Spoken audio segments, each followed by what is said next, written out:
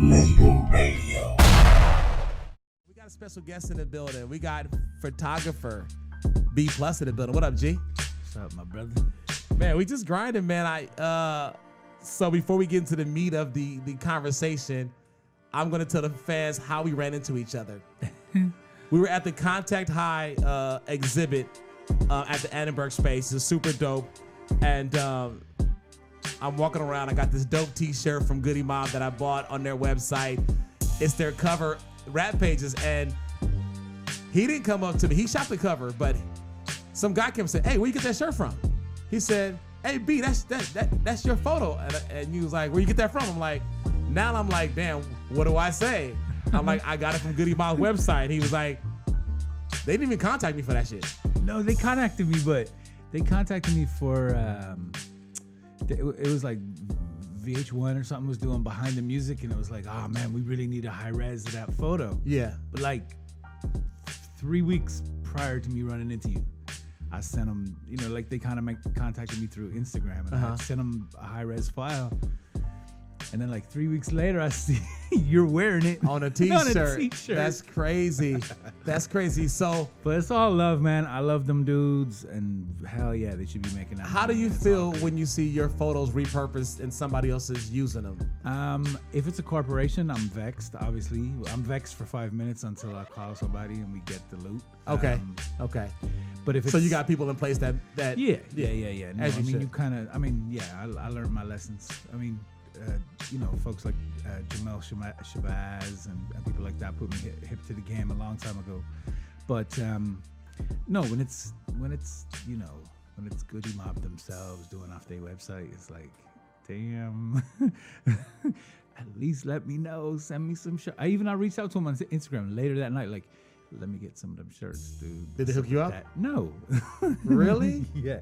It's funny because I found a link through Gip, because Gip came on the show before, and I was like, yo, like he said, support the merch. I bought it. He's like, yo, thank you, whatever. So you should find Big Gip on Instagram. I find Gip is cool.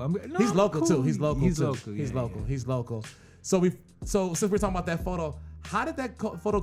If you guys don't know, it's the Goodie Mob photo when they're in the swamps on the cover of Rap Pages. How did that photo come about? So I was the photo editor at Rap Pages, and the editor was Sheena Lester, and basically, it was a period at the magazine where, we were kind of constantly in competition, or at least in our minds, we were in competition with The Source, even though in relative terms, we didn't matter.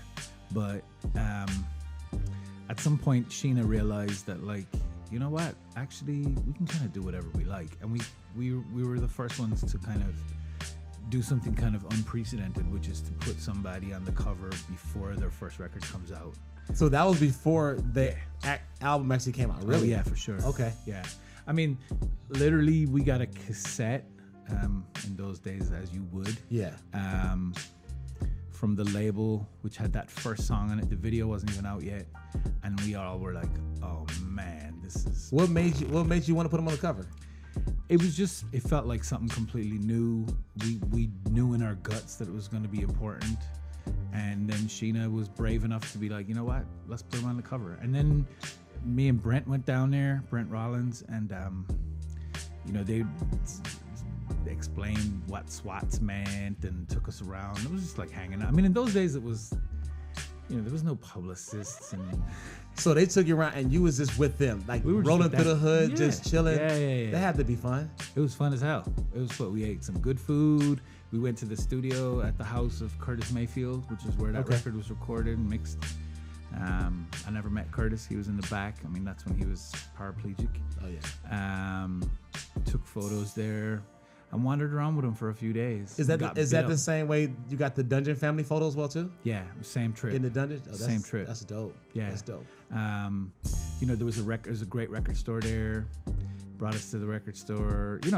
Whatever we wanted, they hooked it up. I mean, did you know that, because Outkast was around as well too, did you know that they're going to be as large as they were? Did you know they had something? Look, in that period, you were just playing the Fugees. I was in the studio with the Fugees recording the score. I was in the studio with Cypress Hill recording the first record, with House of Pain recording the first record, with, you know, a lot of folks in that era that you had no idea. You know, I mean, everything sounded good. Yeah. You know, how could you tell? How could you tell? You couldn't. I mean, and then, you know, you don't know, like, is it going to be, you know, who's going to hit, who's going to make sense, who's going to, you know, you couldn't predict that the score was going to become the kind of record that it became. 10, 12, 20 million records sold. Yeah. I mean, you know, there were certain people that you knew out the gate from their track. I mean, anything Dre touched, obviously. Yeah. In that period, people were like super. But you knew certain people were. You knew Lauryn Hill was special. You could tell Lauryn Hill was special. You can tell CeeLo Green. You could tell CeeLo Green, but CeeLo Green wasn't really singing yet. He was a standout as far as his energy. All four of them dudes were pretty special. Okay. Actually, to be honest, the one we thought was going to be huge was Joy. The singer. Yeah. Everybody was talking about Joy. And I think Joy's lane, that's Badu now. Yeah. Even though they're best friends. She paved the way for Badu to kind of... In some way, that sort of southern chartreuse kind of thing. But she was like, everybody was talking about her and how great she was going to be. You know, but it was, I mean, I don't know. Like, I mean, that's what I'm saying. Like, I remember going to the first time I ever, like, I went to the South properly like that. I went to photograph, for Rap Pages, I went to photograph Scarface. And we stayed in his house, man. I mean, really? Yeah. Wow. And there wasn't even beds. I mean, like. You slept on the floor? Yes. And we were loving it. It was like a big adventure. You know, met Bushwick. Yeah. I remember the Far Side played in Houston that weekend, and it was July 4th weekend, and they had he invited everybody over to his crib, and it was and we were standing there. They showed up and they were like, "Oh, damn, what y'all doing here?" And we were like, "We're here doing a story for Rap Pages." And yeah, I mean, you know, it was a very special. It's very different now, you know. That's awesome. That's awesome. And whose idea was it for Goodie Mob to be in a swamp for that photo? Theirs. That was a place they used to play as kids. Really? Yeah. Okay, so I thought that was some weird photography thing. Hey, you guys are country. Let's get in the swamp. I mean, of course we were like, hell yeah. Think y'all want to get in the water? You know, like it was that level. But once we were down there, but it was their idea to go there. They wanted to do something swampy. You shot it on film. Oh yeah. So you shot this, and then when you got the photos back, what was the first impression when you got the photos back? What did you guys say? Well, did you know you had something because it looked magical when I saw it? I mean, I don't know. We did a lot of magic. You know, we did ODB in that period. The Cool G rap with all the bullets. We did. You know, I mean, there was a lot of. But that one in the swamp is pretty special. Unknown group. Yes, and the risque part of it. That, you know, it was a bunch of brothers that ain't cut like Tupac without their shirts. Yeah. That was kind of like, okay, you know, that's wow. All right, this is deep. But, you know, I mean, it's funny, too, because you don't really, when you make things like that, sometimes you don't really realize the impact that they have. But, I mean, I remember meeting, like, Killer Mike. Okay. And him being like, man, you don't even know. Like, I had that photo in my room since I was 12 years old. Yeah. I idolized that photo, you know. So then I made him a big print. You know, I was like, all right, well, shit. Oh, so you make prints. So until now, when we leave here, I'm be hitting you up for a print. that was the whole reason why I got you in here, set you up for a print. Okay, now I'm seeing. Okay. But let's take a break. Let's get into some Goodie Mob, and then let's come back and talk more hip hop, man. Word up. Let's get into Dirty South. White Label Radio. Come on. Oh, that was Outkast, two dope boys in a Cadillac.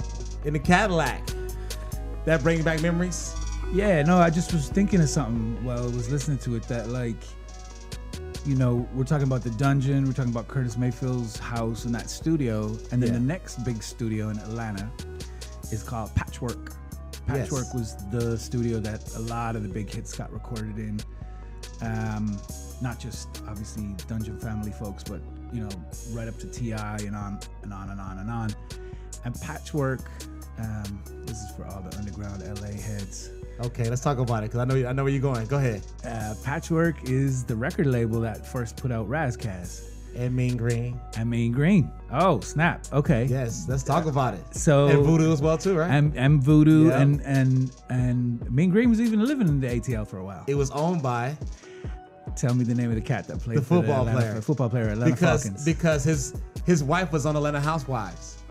Okay. I'm not. I've never seen Atlanta Housewives, so this dude had a grip of loot. Had gone to high school in Carson with Raz. Yep. I wanted to invest in him, and then there was another dude named BJ, and then in the end he was like, well, I want to build a studio, but I want to build in Atlanta. And so they built in Atlanta, and they built like a world class, like took a lot of the LA know-how, Bob Whitfield.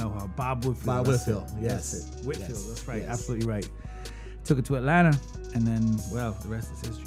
It's funny because I got a chance to get to Atlanta, but it was in the mid 2000s, and I seen a lot of West Coast gangsters out there from Carson. I was like, hey, they by way of patchwork. Maybe, and I mean, there was we'll call it the Green Railroad that existed between Southern California and Atlanta. Yes. So it's funny you talking about LA. So you came from Ireland to LA in the late 80s. Why LA? To go to school. There was no schools in... No, actually, well, I mean, it's funny to say it like that, but I couldn't do grad school in fine art photography, which is what I was interested in. You could do it. You could do it in New York. I could have done it in New York, but why LA? There was a guy teaching at Cal Arts that I was really interested in.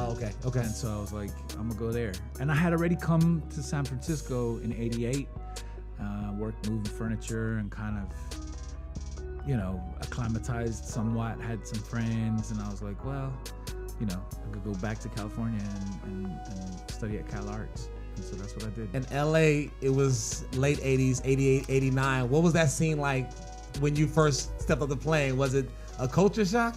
Man, like I came here in '88, and it was like I remember the first 4 or 5 weeks we were just shook. I mean, I lived in the Mission District in San Francisco, which at that time is a lot different than it is now, and it was a shock. I mean, I had never, nothing prepared. The only thing that is the story I tell is the only thing that prepared you for that kind of reality was hip hop. There was no popular culture, there was no movies, there was no fine art, there was nothing that I had access to that prepared me for the reality of the Mission District in 1988. And you had the music, so when you got to LA, you already knew who Eazy E was, you knew who NWA was, you kind of heard the story, so you already kind of came here with that preconceived notion?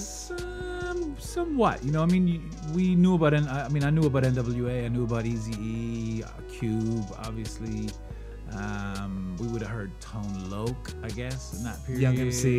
Young MC. Delicious Vinyl was kind of doing their thing around that time. They were starting to do their thing. Yeah. I don't know what else I would have really known about particularly. I mean, the big thing for me was two things, and it happened in this period of like a month, was finding out about the Watts Prophets and finding out about the Freestyle Fellowship. Okay. So those were two things. Those were the two things. I mean, because you didn't really, it's not like you could go see Cube, or you could go see Dre, or you could, that wasn't so easy. You could go see Uncle Jam's Army. I'm looking at the poster behind you. You could, and I did. Yeah. And it was amazing, but I was already a little bit generationed out. Like they were older than me. Older heads, yeah. It was older heads than me. So I was like, So I'm more like Cube. Like I'm between Cube and KRS in age. So did you ever go to the Rodeum Swap Meet? Yes, of course. Okay. Yeah, many times. Yes. Steve Yano, of course, but I used to also buy old records there. There was some Latino dude that used to always drive up in a white truck. I'd love to meet him now, man. I don't know where he is, but I bought a lot of records off that guy. And he, everything was like $1. It was like he was just getting rid of it.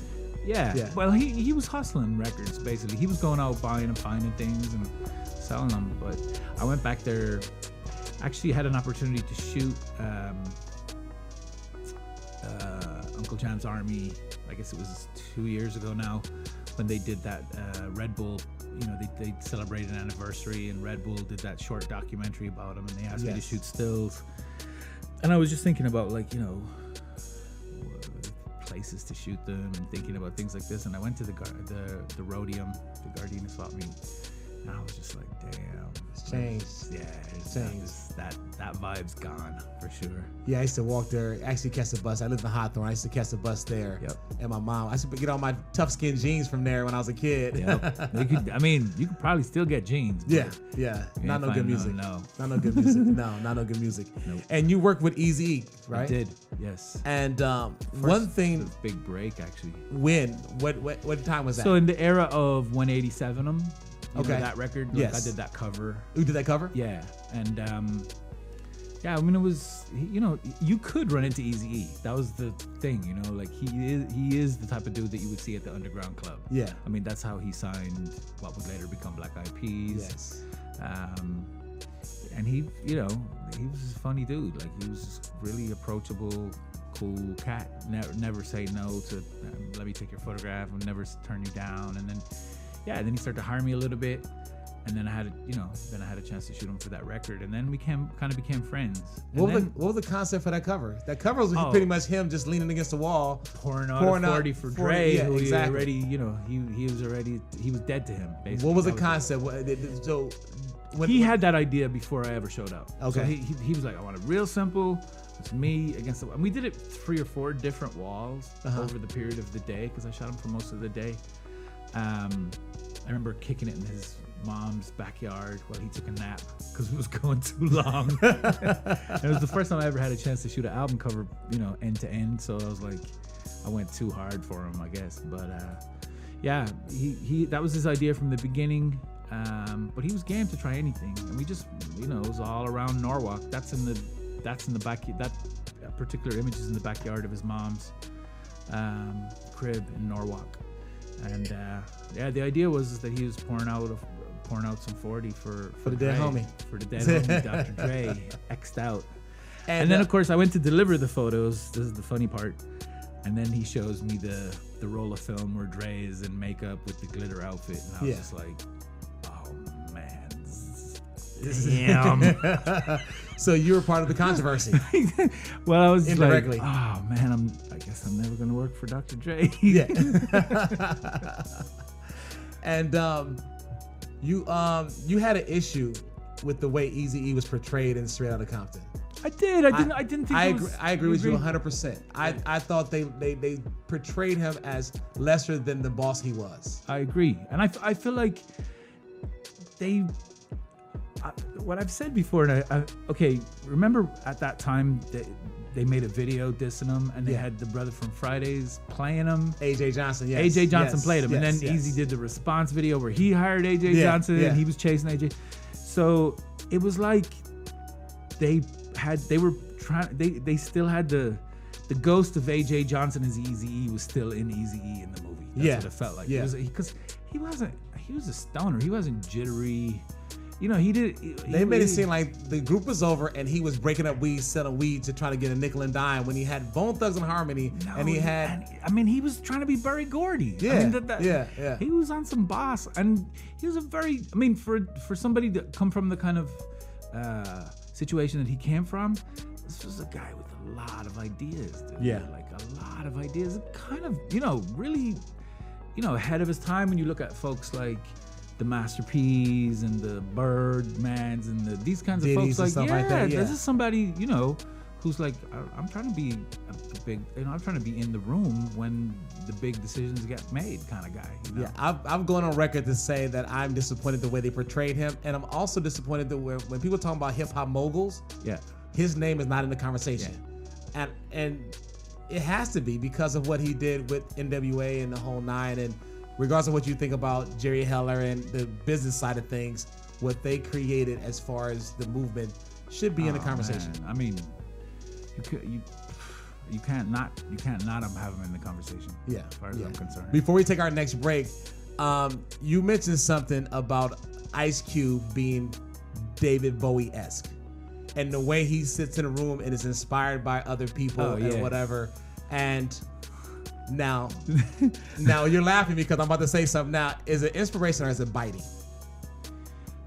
I don't know. You know, I mean, I think his birthday is the next day from mine. Actually, no, I think we shared the same birthday. Really? Okay.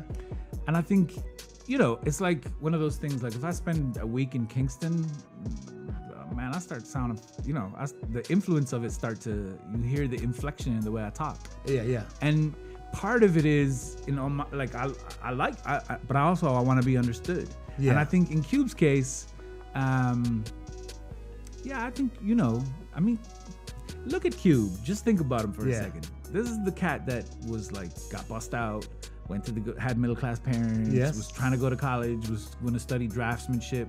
Yeah. He wasn't out like getting his car towed and getting arrested like Dre, or playing in shitty clubs and what. He was coming from somewhere else. So from the beginning, he's always been somebody who is definitely from the hood, but who is able to, suck up influences, stories and yes. Yeah. And a part of what makes him great is that he's a great storyteller. He's a great storyteller. He's a damn good writer, dude. I mean, you can't take that away from him. Yeah. He can really write. Yeah. And they needed him. I mean, they needed somebody who could write like him. Yeah. And so, I think when he sounds like Das Effects, it's janky. But when he sounds like Mac 10, I'm like, well, okay.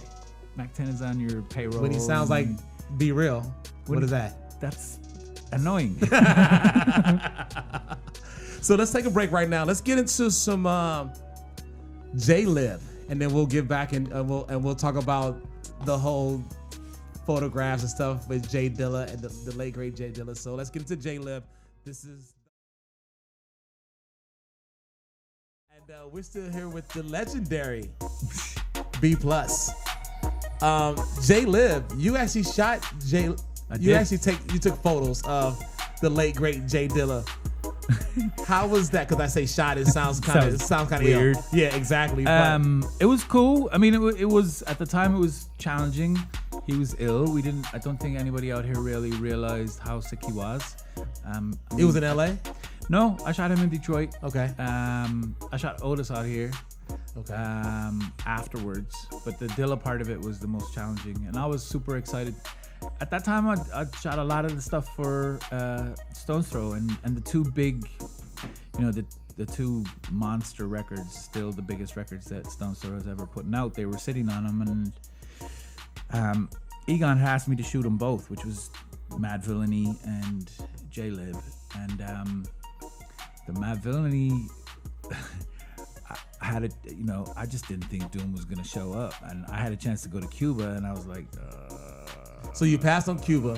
I went to Cuba. Okay. I went to Cuba, got into trouble, and came back, and my man Eric shot it, and he killed it. And it's funny now because it's like, it's one of those.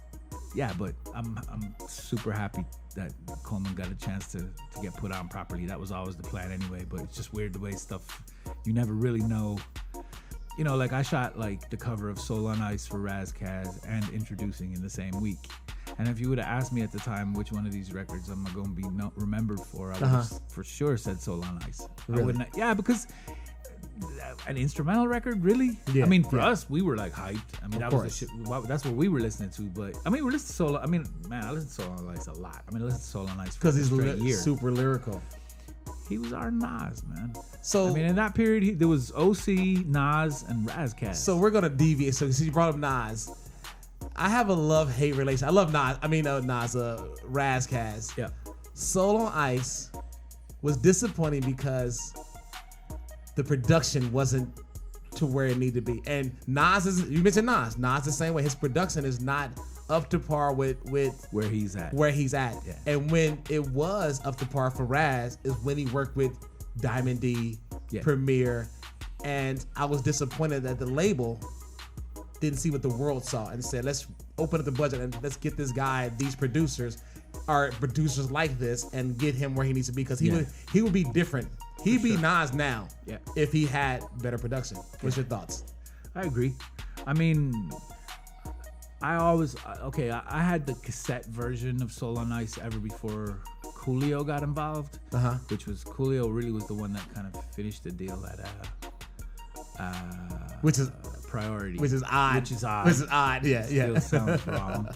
But you know how it works in the game. A lot of times it's about the cosign. You know what I'm saying? So it's like, here's somebody that has a tremendous amount of success already, and he's really excited by this guy. So cool. Well, let's let that happen. And Coolio just had won a Grammy, right? He had just won a Grammy. So of course, whatever he said goes. And they made some decisions that I wasn't, it wasn't the version. But I mean, look, this happens with.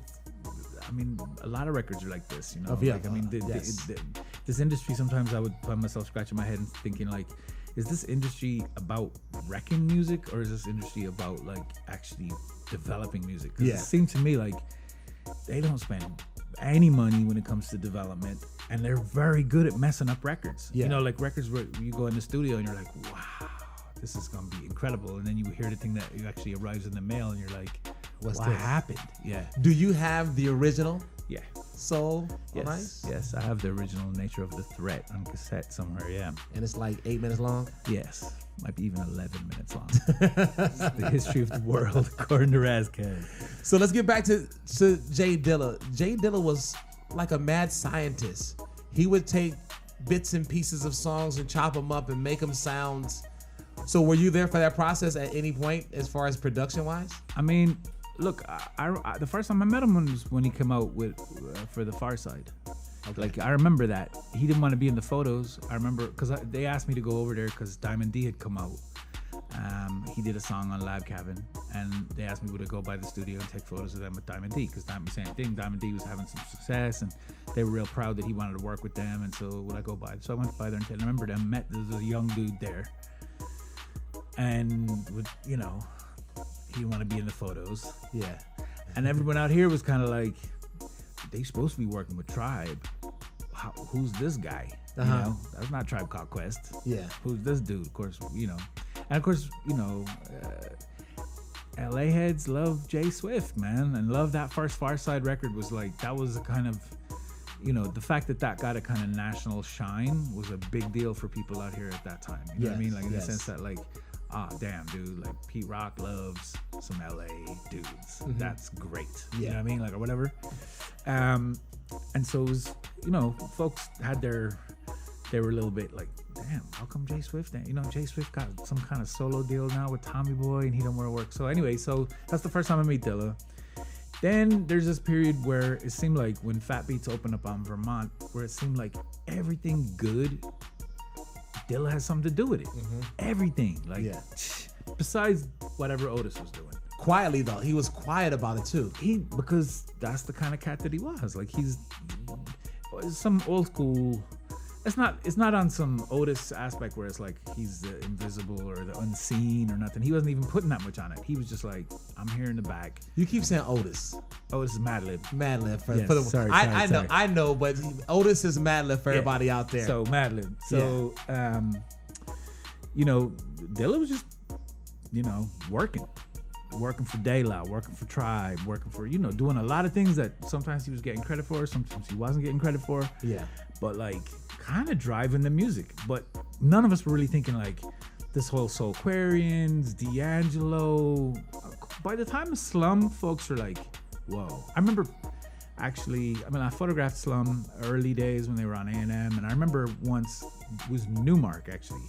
We were on a photo shoot and we were playing Slum, and he said, dude, like, who is chopping vocals? Like, who records vocals and then chop the shit out of them? Yeah. Who's doing that? Yeah, I was like, actually, no, that's true. Nobody's doing that. That's pretty amazing. And of course, it was always the flip side was always folks that were saying, like, man, I don't know about the sound of them snares. Because he didn't really mix anything. He kind of just chopped it and threw it out there. It wasn't like Dre was sonic. He would sit with a snare for 10 days. Dilla would just chop it, put it out. The snare was always knocking loud as hell. Too loud in the mix. That was always the complaint. Too loud. Too loud. Yeah. Snare's too loud. How come you can't hear nothing? It's just a snare. But at a certain point, we all kind of come to the realization that somebody is driving the music that's been doing this. And then I had the chance to go there to Detroit, and it was funny, man. We spent the day with him. I was going through I had a little health crisis myself. He was going through a health crisis. Of course, none of us realized how serious it was. Yeah. And that was the first chance we had to properly kick it with him. And I remember going to his crib. I was all hyped, like, oh man, we're about to get to see his. I'm being like, damn, dude, like, you could eat your floor off. You could eat your dinner off the floor here. Did you take the picture of him DJing the Stussy used? Like, I mean, him. No, the one him. That's in the house out here. That's the house he shared with Common. Okay. That's the cat from Australia. Okay. No, all my photos are him in the D. And I did the photos of him in Brazil with Otis. We brought him to Brazil. So a lot of your photos of J Dilla are repurposed. A lot. Man, I dread February, bro. I'll tell you this. I dread it. Because I'll open up the internet and I'm like, I'm sure I've reposted a couple of your photos, not knowing they're yours. Yeah, so. Man, it's all good. I mean, it's all good. It's just sometimes that doesn't. It's not individuals doing it. Yeah. Come on. Well, like you said, when somebody puts on a T-shirt and you see the H&M, it's a whole different story. Yeah. You know, or the Grammys put him in his thing. Yeah. And there's your photo. Yeah. You know, this kind of stuff. And don't give you credit at all. No. Or don't even reach out and be like, yo, we're gonna do this. Yeah. And then they get some shitty low res one too. Yeah. I mean, you know, whatever. It's all good. In the end, it's whatever, man. I'm happy. You know, look. Everybody needs to know about Dilla. I'm happy that people do. I wish more folks would have known about him when he was alive. I agree. I dare say I would give up all of this bullshit if we could have him back alive. I think that's more important than anything, actually. You know what I mean? I think we need folks like that in the music. We need folks that are like exemplary, you know what I mean? That stand for something, that aren't just chasing fame or money or game or. And he was quiet about it. No, he said nothing. He just let the music talk. So let's flip the script a little bit. Terminator X. Let my hands do the talking. Let's flip the script a little bit. So another late great artist that was the opposite was loud and boisterous, Old Dirty Bastard. Amazing. And you took one of the most iconic photos of him for the cover rap pages. It's pretty much him with a naked girl holding her boobs or whatever. Yeah. Kind of a flip on the Janet Jackson. Yeah. And I read that he didn't want to do it. I don't know. He didn't want to do it. I think in the moment he got shy. Really? And we don't picture Old Dirty Bastard being shy about anything. He was going to pick up food stamps on MTV. I mean, ODB, you know, I would say like the kind of measure in those days is there's a kind of vulnerability and honesty that folks brought to their work. Yeah. You know, I mean, that I always say, like, you know, what is it in the end that reaches people about Dilla's music? Dilla's music, you feel Dilla's music. Yeah. We can talk about quantizing and his snares and this and that. Yeah. None of that gets you even close to, you know, I mean, that's everybody else. And then there's this extra feeling. And ODB had that, dude. Like ODB natural found too. a way. Yeah. ODB was an extraordinary character in a way that's very difficult to explain. And he was, you know, but he was a very 100% real person. And when it, you know, he's woo, woo, woo, woo. And then the girl takes her top off and it's like, oh, I actually got to, you know, put my hands on this woman's breasts in front of this other dude with a camera. Gulp. You know, it was like. Who came up with that concept? If I could give the credit to somebody, which I would be happy to, I would give it to Gabe Alvarez, who was one of the editors at Rap Pages, and he was just one of them cats that was always cracking jokes. And we had this whole, we were riffing on that Rolling Stone cover, and he was like, "Dude, who do you think's hands it is?" Because I think in hers they might have even had gloves or something, but who do you think's hands it is? And we were just laughing like, "Oh no, you know." And he was like, "I think it's ODB." And we were like, "Ooh, that'd be so dope if we could do," you know. And then it was kind of like, "Oh, we should do it." We should do it, yeah. So that was it. So how did you feel when Big Pun did it with the fake Statue of Liberty? A$AP Ferg did it. I mean, you know, it's been now it's done. You know, it's done. Yeah. Wasn't A$AP Rocky did it? No, yeah, A$AP Rocky. But Pun did it with the Statue of Liberty. Danny Hastings. Yes. Of course, it's in tribute. Of course, but But Pun did Jumpman. Pun did, you know, like he was a character too. He was a character too. He's one of them cats that was up for it. Yes. ODB is a very special cat, man. I remember. I told this story before, but the first time he came to LA, I remember a lot of cats from Blowed, a lot of serious dudes. As it was in those days, would, you know, be like, all right, we'll go check him out. Let's see what he's really about. Let's see if he's really something as special, as tough as everybody. You know, the industry is so hyped on this guy. Let's see what he's about. And of course, needless to say, East Coast rappers out in LA coming on mad late because they just thinking they in New York. Of course. Go on of course, in the morning and you can't because the place closed at 2. Yeah. And so people were getting kind of, man, this DJ's going on too long. Where's ODB? You know? Yeah. And so, yeah, here comes the instrumental for Brooklyn Zoo. Like 50 dudes from New York come on stage and everyone's like, where is he? Where is he? Which one is it? Yeah. And then he comes out, literally pulls his pants down to his knees, standing there in his boxer shorts in a John Travolta pose and sings Somewhere Over the Rainbow. And I was just like, that's it, dude. And it's one of those moments where you like have the realization that somebody is absolutely free. Like he is free now. Yeah. He can do whatever he wants. Yeah. I've had that feeling with Otis, Madlib. Remember this show in Brazil where like people were just in shock. It was like, he can't just play jazz music and rap and play drums and kind of, you know, whatever, like do whatever he wants. He's free. He's free. He's free. He's free. That's it. That's what this is about somehow. Get free, dope. right? That's dope. Let's take a quick little break. And since we're talking about Old Dirty Bastard, let's get into one of my favorite. Shimmy, shimmy, yeah. Late, great Old Dirty Bastard. Shimmy, shimmy, yeah. And Wu-Tang is one of my favorite groups of all time. And you've had the pleasure of working with them. You shot some photos I seen the photo in your book. Your book, Ghost Notes. Yep. And I seen them. They were young. What year was that? You said 92, 93? I want to say 93. Yeah, something like that. I'll tell you the records I did. I did a RZA's Hits record. Where I followed RZA around for a few days in New York. Ended up getting all the jewelry from Papa Wu and photographing that at the Wu studio. Okay. I photographed Capadonna for his record. His album? His solo? Second album. Oh, not the first one, not the Pillage. That was Danny. Okay. And then I photographed ODB, and I'm trying to think who else.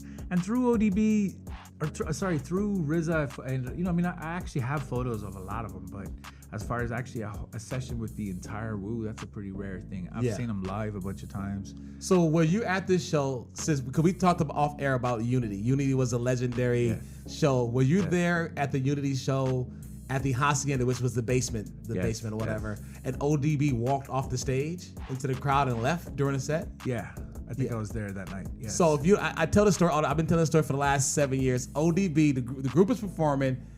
He gets to his part and he doesn't sing it. He kind of puts the mic in front of everybody and we're singing his part or whatever. He grabs his coat and he steps off the stage like he's stepping on stairs, and we catch him. He falls off the stage. He gets on the ground and he walks out the back during the show, and he was gone out the show. Yep. You know, what could you say? Some people, you know, I mean, he clearly wasn't in his right mind, or something. Did you see the Wu-Tang doc of Mike? I haven't seen it yet. I haven't seen it yet. Gotta watch it. I gotta watch it. You gotta watch it. It's. I'm a Wu-Tang fan. Like I said, I'm a fan. And so favorite solo record. Favorite solo record? Yeah. Only Beautiful Cuban Links are Supreme Clientele. Okay. Only Beautiful Cuban Links just because of the raw greediness of it. Supreme Clientele just because I love Ghostface. The way he bounces off beats and stuff like that. I love his old soul with the hip hop twist. I love that. I think the Ray record is probably it, or the first Jizza record for me is probably the Jizza record. Jizza's so lyrical. That was just. So I have this. So I've always said this, and I love every member. I think Method Man is overrated. Just because because he was always kind of the pretty boy. He was always a spokesperson. He's always loud, and I think that as a solo artist, he is not as good by himself on a record unless he's with the crew or with a guest appearance. Good. He needs motivation. He does. I feel you on that, but I also you can't take. I mean, you know, METHOD man was kind of that sealed the deal for everybody. But it's funny you say that. So everybody brings that argument up. Yeah. He didn't want to do that song. He didn't like that song. They forced him to do it and put it out behind his back. That goes to show you how he doesn't even have the wherewithal to do. And I want. It's funny because I want Method Man on the show. He probably won't come on the show after hearing all this or whatever. But I love him. But I think that the fans give him too much props. I think the greatest member of the group is Ghostface, and next is Old Dirty Bastard. That's interesting. Yeah. Okay. It's funny because me and Jared, our camera, we have these debates at work all the time about his top. He's an Inspector Deck guy. And Jizza. The youth. But so we're talking about Wu-Tang Clan. Yep. And they were on Loud Records. Yep. And you had an interesting take on Steve Rifkin. You said he was a white privilege to a certain degree. What made you think? What made you say that? I don't know. It just always seemed weird to me that, damn, you're just going in here. It always seemed weird to me, you know, Steve would show up and, you know, he just didn't, there's certain cats that you're just like, he's somewhere else out to get. No, not. And I mean, fair enough. I mean, I rather he, you know, he is who he is. Yeah. You know, if he come faking it up, would be dumb too. But I always felt like that you know, what later became known as a street promotions model was a way to bring in a lot of kids and have not very many of them ever make any money worth talking about. You know what I mean? And it seemed like a lot of folks got their start there, but they ain't ever really make no money there. They only made money when they got out of there. And I that's what I always felt about Loud, was that like a lot of cats that I knew and admired worked there, but you know, it wasn't even like a real job. It was like a cool job. Yeah. But the money wasn't cool. What about his legacy? And could we talk about moguls like Eazy E and Dr. Dre?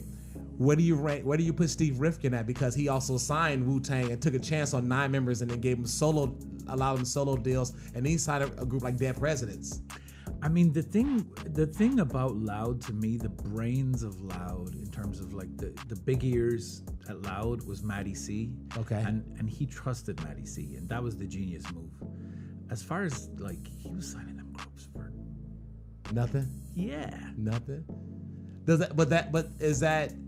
that a good boss move? I mean, to be able to know that these people are special and get them for a song and a prayer, a good deal, because I mean, crazy money, dude. I mean, you know, I don't want to be blowing nobody up, but in those days, you think about the amount of money that folks were getting signed for, whether it be Cypress Hill, whether it be Wu-Tang Clan, whether it be any of these cats, Mobb Deep. You know, we're talking like pennies on the dollar. Yeah. So how do you feel? So that was kind of the norm across the board from all the regulars, Tommy Boy, whatever. What do you feel with the whole De La Soul thing with Tommy Boy, and now they're coming back and Tommy Boy still trying to do business like it's 92 and not do business like it's 2019 and we're all 40 years old? Yeah, Tommy ain't my man. I was blackballed from Tommy Boy because I went to Tommy Boy. They put out the House of Pain record, which sold a gazillion copies, and in the version of it that came out in Europe, they made a poster that was, you know, it had this sticker saying includes free poster, and it was like a photo that I had done, and they used you did the original, like the I didn't do the cover, that was okay. Mike Miller. Okay. But I done the publicity photos that were mostly used in that, and they took one of those photos then and included in the packaging in the UK or the European version of it. So when it goes, you know, I'm just learning now, and I'm like, you know, brand new out of school, kind of like, wait a minute, if the thing is for sale and it's included in the thing that's for sale, you got to pay me more money now. It's not like you did it for publicity. So I just hit up the legal office there, and they literally clowned on me, and I was just like, nah. And then so I was like, all right. So then I got a lawyer, and I got the lawyer, and then the head of business affairs called me and was like this absolute patronizing asshole, and told me he'd give me $50 for my labor. Like literally, that's what he said to me. And I said, okay, well then you can deal with my lawyer. And in the end, I got it like, I don't know, $2,000. Yeah. And I got a letter from that same guy saying, you'll never work for this company again. And I still, to this day, have never worked for Tommy Boy. And that's just how it was. And have you lost any sleep over that? Absolutely zero. Okay. So it was worth it then. Yeah. I mean, I love De La, man. I'm past the new. Look, for groups that I knew about before I even came to America, De La was up there for me. You know, like meeting Eazy E was like meeting Paz, and I got to meet Paz years later doing a tribute to Dilla, doing that Sweet for My Dukes thing, and he came out and he turned out to be just like, man, like I aspire to be somebody like that, you know, Yeah, somebody that's yeah. that cool, that down, that himself, that Yeah. comfortable in himself, and that generous with his time, with his energy, with it, and completely understood straight away what was happening. He was like, "Oh man, this is great," and then he would, you know, I think we might need an extra car. We got more people coming than we thought. You know, he'd be that guy as Yeah. opposed to like everyone else standing around with their hands in their pockets going like, "Oh, that's messed up. There's not enough people." You know, Yeah, yeah. whatever. He He'd be makes just it like, happen. He Yeah. made, you know, he Yeah. just, hey, let me just figure this out for these guys. They're trying to do the right thing, you Yeah. know. And so, nah, don't do wrong by Dilla. Man. Yeah, Tommy Boy. No. And, no. It's funny because you've also had some interesting run-ins with a few labels, huh? Like you had a run-in with Loud with the whole Exhibit situation. Oh, that was just them being weird. Like, this happens, man. I mean, you know the deal. They take advantage of you, and if you don't say anything, No, they just you get the 50% because they want you to do the gig. Yeah. And then you turn in the photos, and then it's like suddenly everyone forgot who you are. Yeah, yeah. Whoa.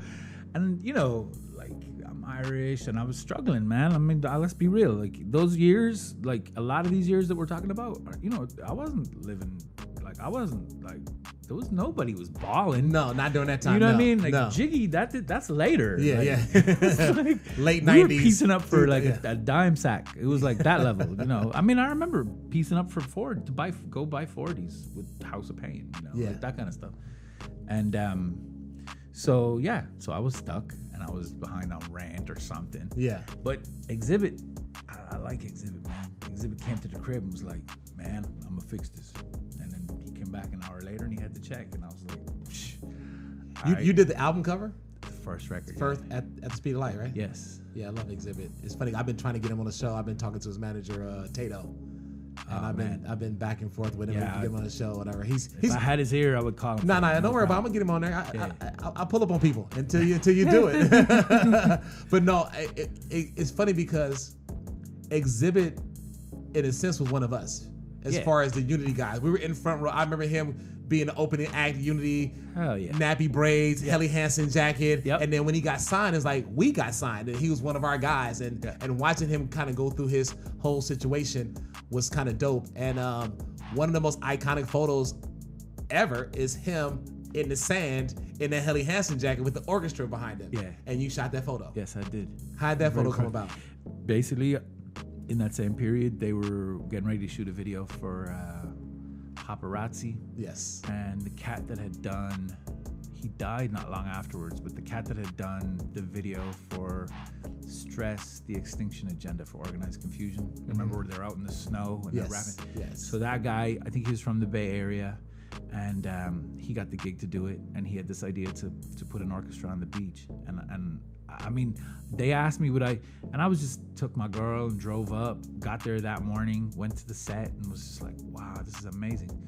Took a couple of rolls of film and then hung out the rest of the day, and then went and did something in San Francisco. And you know, I don't even know, you know, at the time, those kind of photos were made with the idea of them being in like what was called the trades, you know. Yeah. And so I don't know that it was ever even published really at the time. And then now of course in retrospect it's like, holy shit, what a great photo, which it is. I mean, Amazing photo. So we're talking about Exhibit Paparazzi. Let's get into it right now. This is White Label Radio, man, on Track Life. Let's go. Our guy Razcast, Soul on Ice. peace out to David Axelrod Yes. B+. You did the album cover, right? for Soul on Ice. Soul on Ice, yes. Sir. What Sure other did. album covers have you done that we would know of? Like, let's run down the list real fast. Shit. Oh man, come on. Put you on the spot right now. While you think about that, you also was supposed to do Mos Def's album cover, Yes. and Like I did it. you did it. I And did it, and then Raucus came behind and said, "Look, we wanted a photo of his face." I was like, "Man, there's loads of photos of his face, but we wanted like just dead off his face, just dead straight in his face." But Mos had this notion that, you know, Black on Both Sides is about both sides of his hands. Yes. And his complexion is, he's one of them cats that like, I don't know, show me the inside of your hands. The inside of your hands is slightly different color than the outside of your hand. yes, Black on both sides. yeah, That was it. That was the concept. And so he had seen these photos I had done of the Far Side, where I just photographed their hands for Rap Pages. he actually had made a Xerox of it, and he showed it to me. I was like, man, those are my photos. He was like, well, then you're the perfect person to do it. And so we spent a couple of hours photographing his hands, and then I went with him around Brooklyn one day, and then another day I went with him to somewhere in Virginia. He opened up for Outkast. Okay. And we rolled out with him, and then after the fact, Rockets were like.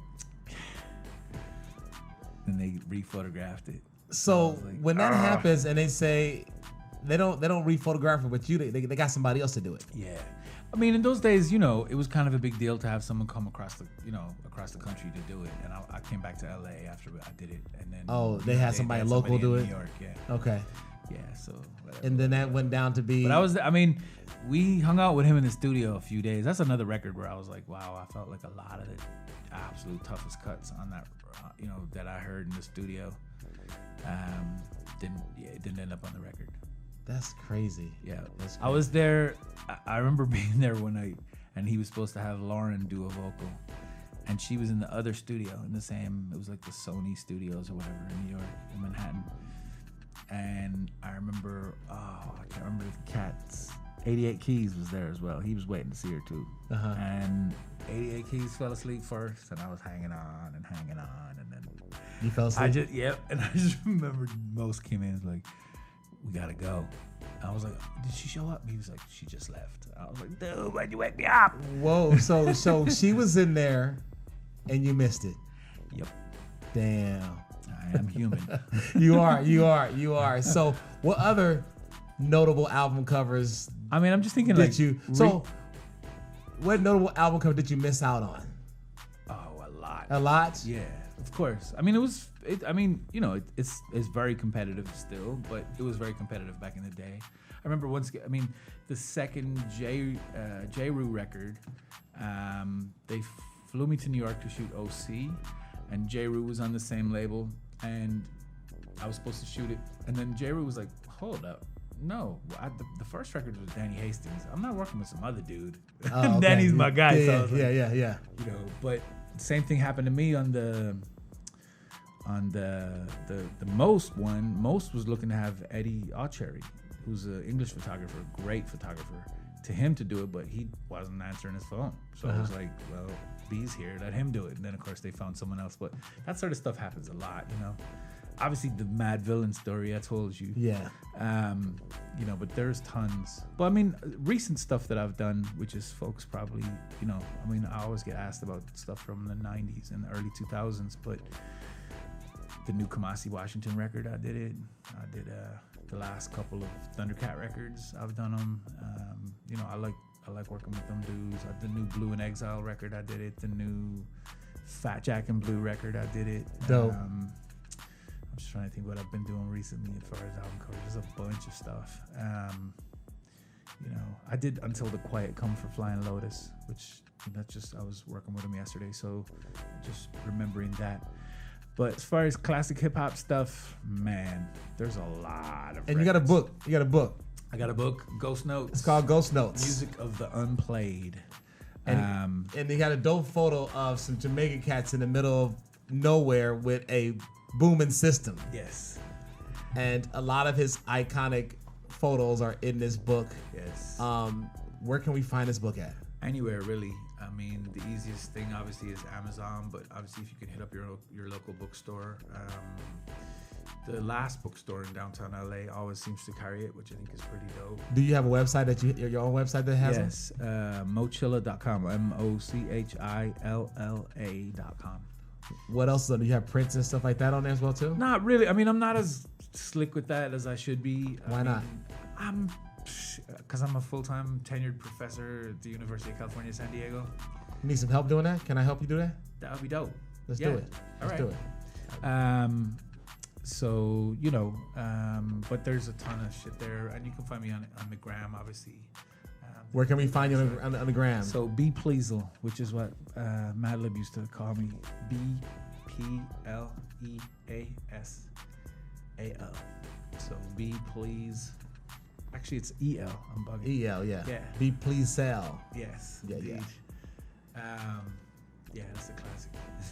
Yo, you shot this? Yes. Oh, look at this. This is a picture of Eazy E and young Bone Thugs in Harmony, and he's weighing A sizable amount of marijuana. Yeah. Yes. And they're actually, them and my assistant that day are absolutely blowed, so to speak, unable to function from THC overload.